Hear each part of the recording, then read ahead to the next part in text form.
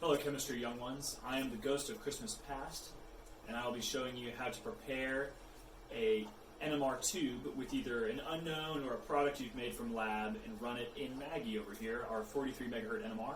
She is our star, our marvel, our wonder, my inspiration. Anyway, first rule I want to establish is the 2-finger rule. So for adding an amount of solvent with your product in it, about 2 fingers tall in the tube is the right amount, about 0.6 to 0.7 milliliters. For the amount of product you want to have, you don't need much. You need a very small amount. It's about 1/8 or about 1/4 of an inch of 1 finger tall. So very, very, very small amount. Don't add much. For the purposes of this, I'm going to be adding 4-tert-butyl cyclohexanol. That's the example I'm going to be using in a deuterated chloroform solvent.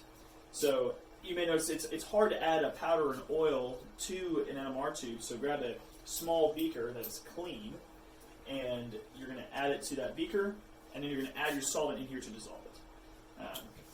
It's a lot easier to do that than trying to fit it into the small NMR tube. Whenever you're getting a solvent, you always want to use a clean pipette, so that way you don't are transferring things back and forth, and you'll contaminate a very expensive solvent. So deuterated chloroform is very expensive, so I'm going to use a new pipette for taking things out of the bottle here. So I'm going to draw up a certain amount, doesn't necessarily matter how much, about 0.7 milliliters. I'm going to drop it into this beaker to dissolve my product or unknown, and I'm going to draw that up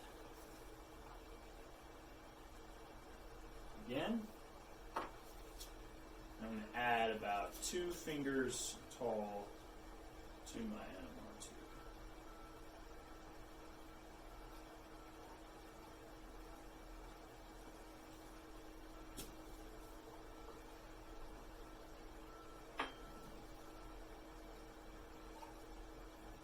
Alright. And you're going to grab an NMR tube cap from out of here. I have one readily available. And, of course, put your lid back on your solvent.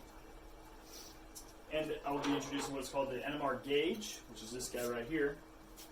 You want to put it all the way to the bottom and stick it in this here. This here will provide the correct height for it fitting into our NMR instrument. And you're going to place it just right. Now, hopefully you've had to remove this, because this should stay in the NMR, but this is our reference or standard NMR tube. And you can tell because it has this black X on it, and you can't remove the NMR tube from it. So whenever you're replacing this from the NMR tube or running a sample, make sure to always put the reference in here, and then replace it back in when you're done. So now your sample is in there, with the right amount of solvent, or with your unknown or product, and you're ready to run it with the software. Now that you've loaded your sample into the NMR, you're going to open up the SpinSolve software located here on the taskbar, or you can look for it here by searching SpinSolve. When it opens up, you're going to click hydrogen, which is our proton. And out of all these are for upper division classes. You may use them, you may not. But for this case, you're going to click on proton. And you'll see 3 time frames that will lengthen the amount of time, I guess. But typically, you're going to want to use the 1-minute scan. It'll give you the most accurate results. But for this case, for the sake of the video, we're going to do a 10-second scan. You do not need to worry about sample, solvent, or sample. And all of these buttons down here, you do not need to worry about, except one. We'll get to that later. So we're going to hit start.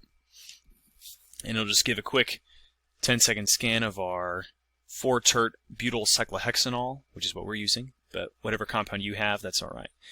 So what you'll notice is the chloroform solvent we used is right here, but it's a little off. It's supposed to be around 7, but right now it's around 8.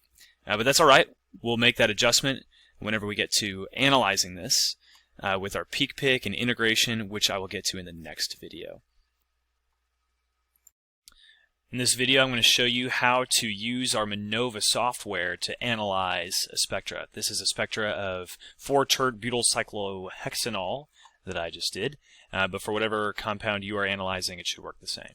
So from our SpinSolve software, I'm going to click Manova right here in the bottom right corner. Should open up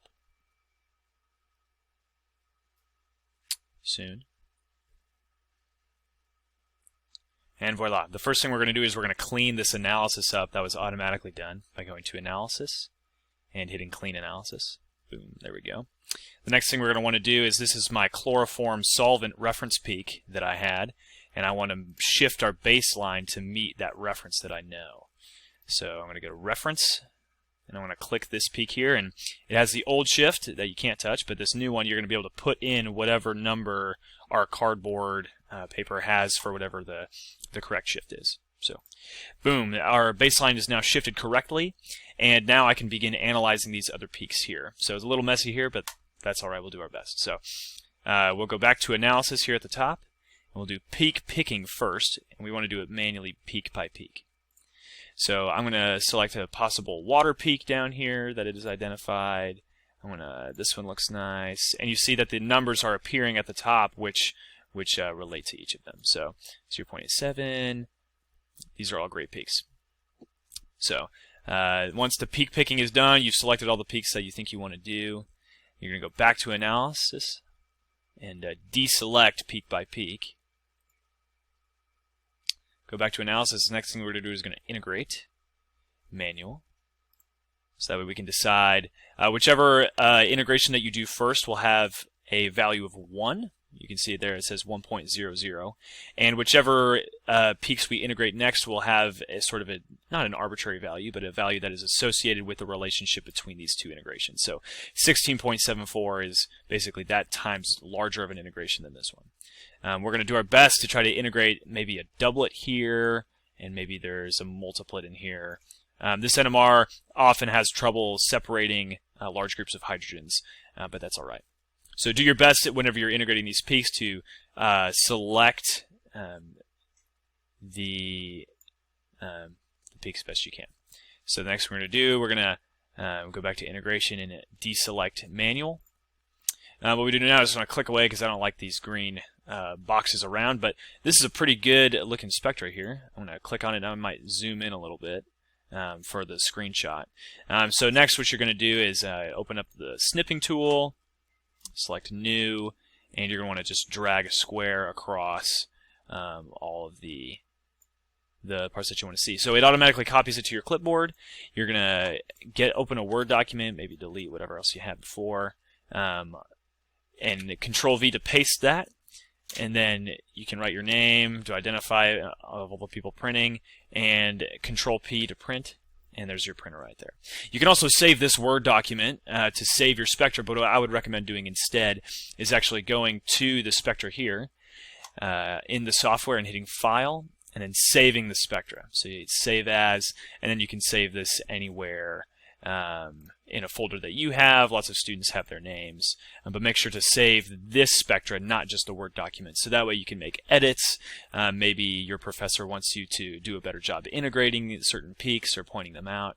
But for any spectra that you have, this process of cleaning the analysis, peak picking, and integrating will be the same no matter what.